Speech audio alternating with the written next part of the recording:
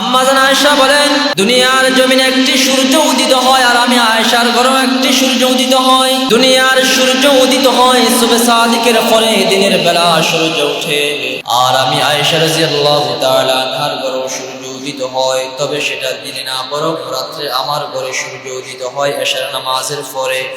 আম্মা জান আয়েশা বলেন, বিশ্বনবী সাল্লাল্লাহু আলাইহি ওয়াসাল্লাম যখন নামাজ শেষ করে আমি আয়েশার ঘরে রাত্রে আগমন করতেন, নবীজি সাল্লাল্লাহু আলাইহি ওয়াসাল্লামের চেহারার সৌন্দর্য, নবীজি সাল্লাল্লাহু আলাইহি ওয়াসাল্লামের চেহারার নূরের আলো দ্বারা আমি আয়েশা রাদিয়াল্লাহু তাআলা আনহার পুরো ঘর আলোকিত হয়ে যেত।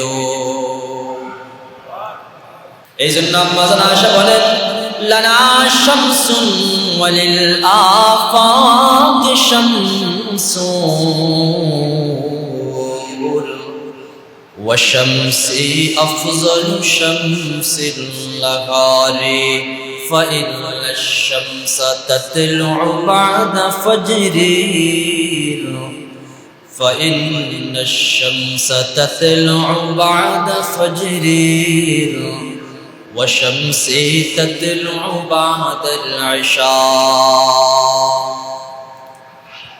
নবীজির আখলাক কেমন ছিলেন, নবীজি কেমন আখলাকের ছিলেন, কেমন চরিত্রের ছিলেন, এই বিষয় বিখ্যাত তাবিঈ সাদ ইবনে হিশাম রাহিমাহুল্লাহ উনি বলেন, আমি আম্মা জান আয়েশা রাদিয়াল্লাহু তাআলা আনহাকে জিজ্ঞাসা করলাম নবীজির সিরাত, নবীজির আখলাক সম্পর্কে আম্মা জান আয়েশাকে আমি জিজ্ঞাসা করলাম। আম্মা জান আয়েশা রাদিয়াল্লাহু তাআলা আনহা বলেন, নবীজির আখলাক কেমন? কানা খুলুকুহু আল কুরআন। আম্মা জান আয়েশা রাদিয়াল্লাহু তাআলা আনহা বলেন, নবীজির আখলাক হলো পুরা কোরআন। এরপরে নবীজি সাল্লাল্লাহু আলাইহি ওয়াসাল্লাম উনি ওনার ব্যাপারে বলেন, আল্লাহ সুবহানাহু ওয়া তাআলা আমাকে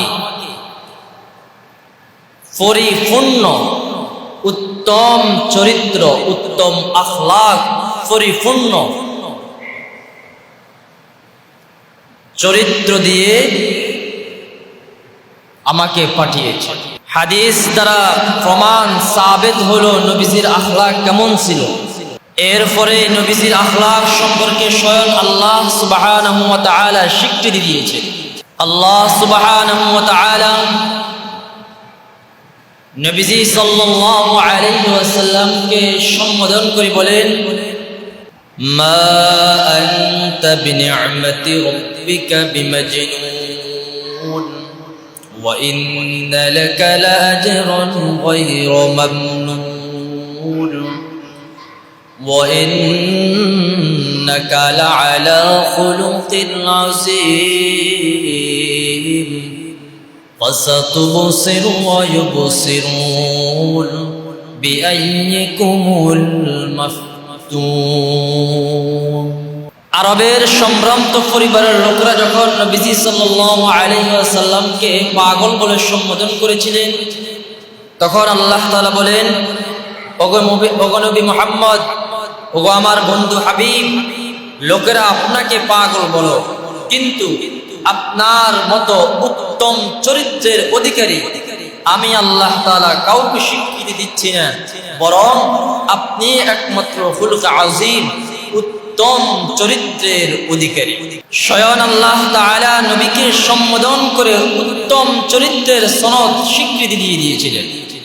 সৌন্দর্য দুই ধরনের, এক হলো হুসনে সূরত, দ্বিতীয় নম্বর হলো হুসনে সিরত। হুসনে সূরত বলা হয় বাহ্যিক সৌন্দর্যকে, আর হুসনে সিরত বলা হয় অভ্যন্তরীণ সৌন্দর্য। কিন্তু নবীজির হুসনে সূরত বাহ্যিক সৌন্দর্য কেমন ছিল? নবীজির হুসনে সূরত বাহ্যিক সৌন্দর্য আমাদের কাহার পক্ষে সম্ভব না, তার বাহ্যিক সৌন্দর্য, বাহ্যিক রূপ আমাদের মাঝে রূপান্তরিত করা। নবীজি সাল্লাল্লাহু আলাইহি ওয়াসাল্লামের চেহারা, নবীজি সাল্লাল্লাহু আলাইহি ওয়াসাল্লামের পুরা দেহ কেমন ছিলেন? নবীজির দীর্ঘদিনের খাদেম হযরত আনাস বিন মালিক রাদিয়াল্লাহু তাআলা আনহু বলেন, كان أربعة من القوم ليس بالطويل ولا بالقصير ليس بالأبيض الأبهق ولا بآدم। হযরত আনাস বলেন, নবীজি মধ্যম মাঝারি ধরনের ছিলেন। লাইসা বিত-তাওয়িল ওয়ালা বিল-কাসীর, এতটুকু লম্বা ছিলেন না দেখতে খারাপ দেখা যাবে, আবার এতটুকু খাটো ছিলেন না দেখতে অসৌন্দর্য মনে হবে। হযরত আনাস বলেন, লাইসা বিল আবিয়াজিল আমহাক, এবং নবীজির পুরো শরীরটা দবদবে সাদা ছিল না। তাহলে কেমন ছিল? আনাস বলেন, লাইসা বিল আবিয়াজিল আমহাক, নবীজির পুরো শরীরটা দবদবে সাদা ছিল না, বরং নবীজির পুরো দেহটা ছিল আজহারুল লাউন, পুরো শরীরের আকৃতি ছিল, পুরো শরীরের রং ছিল গোলাপের মতো। লাইসা বিজাদিন কাতিতিন ওয়ালা বিসাবিতিন, হযরত আনাস রাদিয়াল্লাহু তাআলা আনহু বলেন, নবীজির মাথা মুবারকে একটা চুল কোঁকড়ানো ছিল না, দাড়ি মুবারক পর্যন্ত একটি চুলও কোঁকড়ানো ছিল না। ওয়ালা বিসাবিতি, এবং মাথার চুল এবং দাড়ি মুবারক পর্যন্ত একদম সোজাও ছিলেন না। নবীজির খাদেম হযরত আনাস বলেন, নবীজির চুল মুবারক গুলো এবং নবীজির দাড়ি মুবারক গুলো একদম পাকা ছিলেন না, কোঁকড়ানো ছিলেন না, সোজাও ছিলেন না, বরং এমন ছিলেন নবীজি সাল্লাল্লাহু আলাইহি ওয়াসাল্লামের চুলগুলো এমন সৌন্দর্য ছিল, মনে হচ্ছিল ঢেউ খেলতেছে, এই পরিমাণ সৌন্দর্য ছিল। নবীজির বাহ্যিক আকৃতি সৌন্দর্য, নবীজির বাহ্যিক আকৃতি সম্বন্ধে আম্মা জান আয়েশা রাদিয়াল্লাহু তাআলা আনহা বলেন, ওনাকে প্রশ্ন করা হয়েছে যে নবীজির বাহ্যিক সৌন্দর্য কেমন ছিল। আম্মা জান আয়েশাকে একদা এক ব্যক্তি বলতেছেন, মিশরের লোকেরা মিশরের মেয়েরা ইউসুফ আলাইহিস সালামের সৌন্দর্য দেখে হাত কেটে ফেলেছিল, তাহলে আমাদের নবীর সৌন্দর্য ইউসুফ আলাইহিস সালাম থেকে কি কম ছিল? এই কথা জিজ্ঞাসা করার মাত্রই আম্মা জান আয়েশা বলেন, নবী ইউসুফ আলাইহিস সালামের সৌন্দর্য দেখে মিশরের মেয়েরা হাত কেটে ফেলেছিল। আর যদি ওই সমস্ত মেয়েরা পর্যন্ত নবী মুহাম্মদের চেহারা দেখতো, তাহলে মিশরের মেয়েগুলা হাত না কেটে প্রত্যেকটা মেয়ে তাদের কলিজা কেটে ফেলতো। এই পরিমাণ বিশ্ব নবীজি সাল্লাল্লাহু আলাইহি ওয়াসাল্লাম সৌন্দর্য ছিল। আম্মা জান আয়েশা বলেন, দুনিয়ার জমিনে একটি সূর্য উদিত হয়, আর আমি আয়েশার ঘরেও একটি সূর্য উদিত হয়। দুনিয়ার সূর্য উদিত হয় সুবহ সাদিকের পরে, দিনের বেলা সূর্য ওঠে, আর আমি আয়েশা রাদিয়াল্লাহু তাআলা আনহার ঘরেও সূর্য উদিত হয়, তবে সেটা দিনে না, বরং রাতে আমার ঘরে সূর্য উদিত হয় এশার নামাজের পরে। আম্মা জান আয়েশা বলেন, বিশ্বনবী সাল্লাল্লাহু আলাইহি ওয়াসাল্লাম যখন নামাজ শেষ করে আমি আয়েশার ঘরে রাত্রে আগমন করতেন, নবীজি সাল্লাল্লাহু আলাইহি ওয়াসাল্লামের চেহারার সৌন্দর্য নবীজি সাল্লাল্লাহু আলাইহি ওয়াসাল্লামের চেহারার নূরের আলো দ্বারা আমি আয়েশা রাদিয়াল্লাহু তাআলা আনহার পুরো ঘর আলোকিত হয়ে যেত। এই জন্য বিখ্যাত কবি হাসান বিন সাবিত বলেন, ও আহসানু মিনকা লাম তারা কত্তু আইনি ওয়া আজমালু মিনকা লাম তালিদিন নিসা। وأحسن منك لم تر قط عيني وأجمل منك لم تلد النساء خلقت مبرأ من كل عيب خلقت مبرأ من كل عيب كأنك قد خلقت كما تشاء। নবীজির সাহাবী বিখ্যাত কবি শায়ের হাসান বিন সাবিত বলেন, وأحسن منك لم تر قط عيني وأجمل منك لم تلد النساء। আমি হাসান বিন সাবিত রাদিয়াল্লাহু তাআলা আমার এই দু চোখ দিয়ে এত সুদর্শন পুরুষ নবী মুহাম্মদ থেকে আর কাউকে দেখি নাই। হাসান বিন সাবিত বলেন, পৃথিবীতে কোন নারী এত সৌন্দর্য ও সুদর্শন পুরুষ নবী মুহাম্মদের সে কাউকে জন্ম দেয়নি। এমনকি নবী সাল্লাল্লাহু আলাইহি ওয়াসাল্লামকে সমস্ত দোষ থেকে মুক্ত করে দিয়েছেন। উনি যেভাবে চেয়েছেন ওইভাবে আল্লাহ তাআলা তার হাবিব বন্ধু নবী মুহাম্মদ সাল্লাল্লাহু আলাইহি ওয়াসাল্লামকে সৃষ্টি করেছে। এমন সৌন্দর্য ছিল।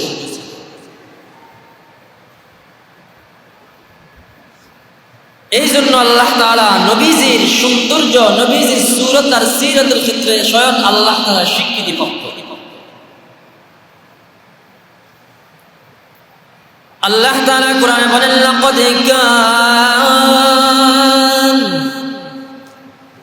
لقد كان لكم في رسول الله أسوة حسنة لمن كان يرجو الله واليوم الآخر وذكر الله كثيرا।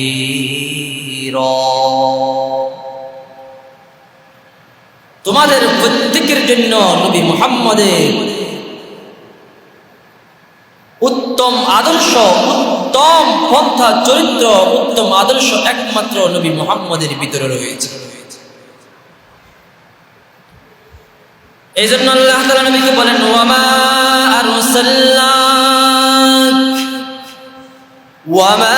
আরসালনাকা ইল্লা রাহমাতাল লিল আলামিন।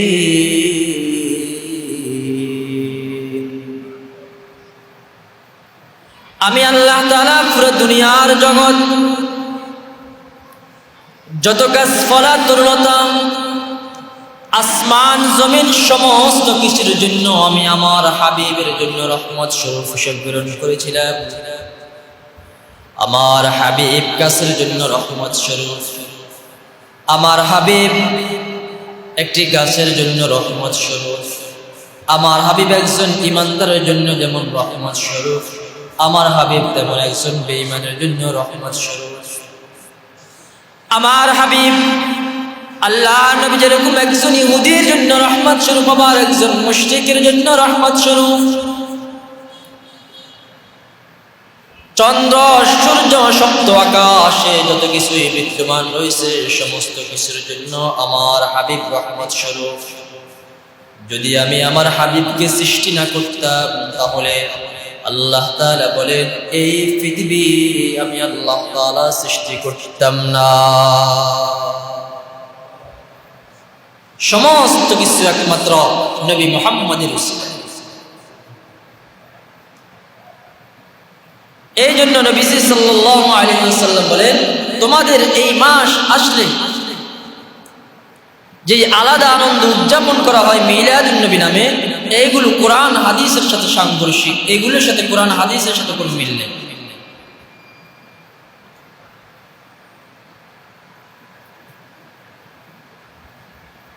এই মাসকে কেন্দ্র করে আমাদের আমাল কি হওয়া প্রয়োজন? বেশি বেশি করে নবীজির প্রতি দুরূদ প্রেরণ করা।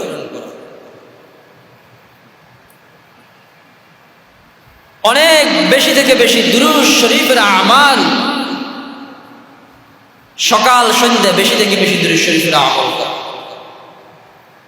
এটাই হলো একমাত্র নবীর ভালোবাসার মহব্বতের বহিঃপ্রকাশ।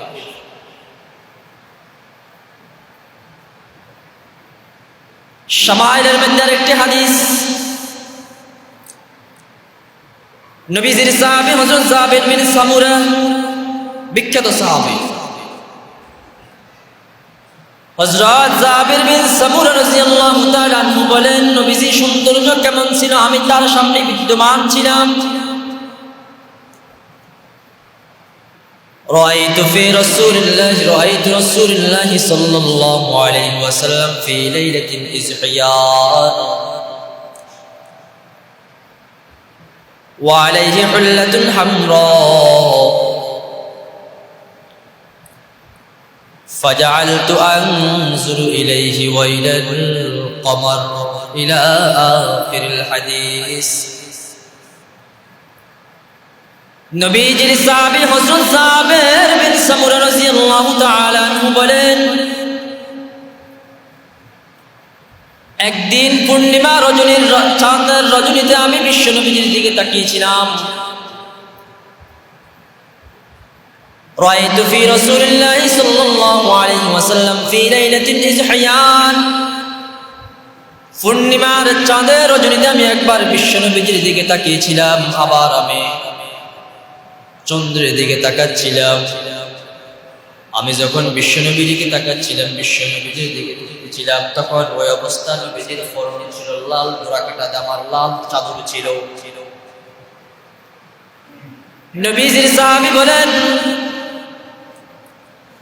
যেই দিন রজনীতে আমি পূর্ণিমার চাঁদের দিকে তাকিয়েছিলাম, আবার নবী মুহাম্মদের দিকে তাকিয়েছিলাম, তোমাদেরকে আমি জানিয়ে দিচ্ছি, আমি বারবার চাঁদের দিকে তাকিয়েছিলাম, আবার নবী মুহাম্মদের দিকেও তাকিয়েছিলাম।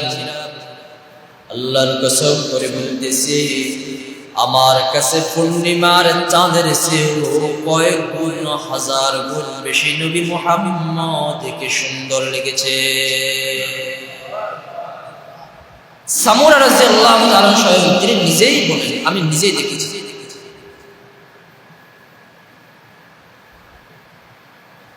নবীজির আখলাক সম্পর্কে যদি বয়ান করা হয়,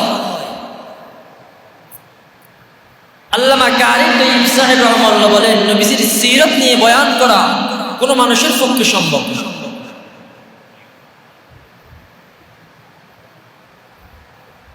নবীজির সিরত এমন এক জিনিস যেটা আমাদের পক্ষে আলোচনা করা সম্ভব না। নবীজির সৌন্দর্য নয়, বরং নবীজির আখলাক দেখে, নবীজির চাল চলন দেখে, চরিত্র দেখে ইহুদি মুসলমান হয়ে গেছে। একদা এক ব্যক্তি মদিনার মসজিদে আগমন করেছিলেন। তৎক্ষণাৎ নবীজি মদিনার মসজিদে বসা ছিলেন। এমত অবস্থায় একজন ইহুদি বিশ্ব নবীজির সামনে এসেছিলেন। বিশ্ব নবীজি রাসূল আকরাম সাল্লাল্লাহু আলাইহি ওয়াসাল্লাম সাহাবীদেরকে সামনে রেখে, মুখাতাব সামনে রেখে আলোচনা করতেছিলেন। কিছুক্ষণ পর নবীজি যখন হাসি দিয়েছিলেন, মুস্কি হাসি দিয়েছিলেন, কিতাবের মধ্যে উল্লেখ আছে নবীজি সাল্লাল্লাহু আলাইহি ওয়াসাল্লামের মুস্কি হাসি দেখে একজন ইহুদি নবীজির হাসির প্রতি ভালোবাসা মহব্বত লেগে গিয়েছিলেন। নবীজির হাসির প্রতি সৌন্দর্য মায়া মহব্বত পড়ে ইহুদি তৎক্ষণাৎ সঙ্গে সঙ্গে শুধুমাত্র হাসির কারণে ইহুদি মুসলমান হয়ে গিয়েছিল। এমন উত্তম চরিত্র ছিল। আর সেই নবী, সেই উত্তম চরিত্রের এমন মূল্যবান দামি নবীর উম্মত হলাম আমরা। এই মাসকে কেন্দ্র করে, রবিউল আউয়ালকে কেন্দ্র করে আল্লাহ তাআলা আমাদেরকে শরীয়ত পরিপন্থী, যেটা কোরআন হাদিসের সাথে সাংঘর্ষিক এমন কোন বিষয় আল্লাহ তাআলা আমাদেরকে আমল থেকে হেফাজত করুন। কোরআন হাদিস অনুযায়ী, নবীজির সিরাত এবং সিরাত অনুযায়ী আমাদের প্রত্যেকের জীবন যাপন বিশুদ্ধ জীবনে চলার তৌফিক দান করুক, আমিন। আল্লাহ তাআলা মওত পর্যন্ত নবীজির সুন্নাত ইতাআত অনুকরণ করে আমাদেরকে আমাদের জীবন, ব্যক্তিগত জীবন, পারিবারিক জীবন, সামাজিক জীবন, রাষ্ট্রীয় জীবন, সর্ব অবস্থায় নবীজির সুন্নাতকে জিন্দা করার সেই তৌফিক দান করুক, আমিন। ওয়া মা আলাইনা ইল্লাল বালাগ। আসসালামু আলাইকুম ওয়া রাহমাতুল্লাহ।